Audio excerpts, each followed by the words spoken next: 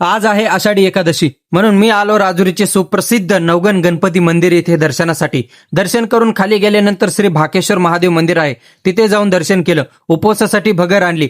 जाताना खडकवस्ती शाळेमधील ही दिंडी दिसली। टेकडीपर्यंत मित्राच्या पिकअपमध्ये बसलो आणि लहानपणीचं स्वप्नच पूर्ण झालं पिकअपमध्ये बसायचं। मग आम्ही एंट्री मारली नारायणगड प्रवेशद्वारमध्ये।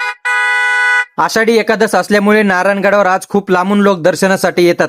त्यांना पिण्याची पाण्याची व्यवस्था भावी फौजी बाजीराव सोलाट यांनी केली होती। नरेंद्र मोदी यांना विनंती की याला पाणी पुरवठा मंत्री करूनच टाका।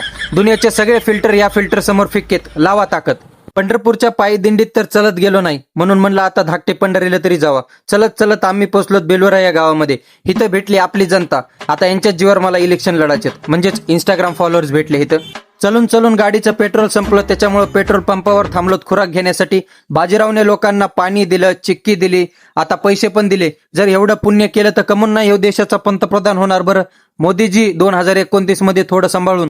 हाय गाईस, तर आम्ही आलो गडावर। भाऊ भेटला आम्हाला, भारी वाटलं भाऊला आम्हाला। करा, शेअर करा, फॉलो करू नका, फॉलो करा भाऊला, फॉलो करून टाका, दुसरं काय करू नका। धन्यवाद धन्यवाद, जय हिंद। नारायणगडावर पोहोचूस तर आमचे असे हाल झालेत जस काय आम्ही शहागडून कावड्याच घेऊन आलो।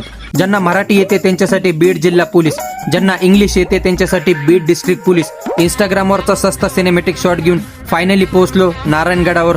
बोलो जय हरी विठ्ठल। गडावर जाऊन काय कारनामे केलेत पार्ट 2 मध्ये दाखवतो, बघण्यासाठी फॉलो करून जावा। व्हिडिओ आवडला तर लाईक शेअर फॉलो करा। भेटूयात पुढच्या ब्लॉग मध्ये। जय हिंद, जय महाराष्ट्र। बहुत बहुत धन्यवाद।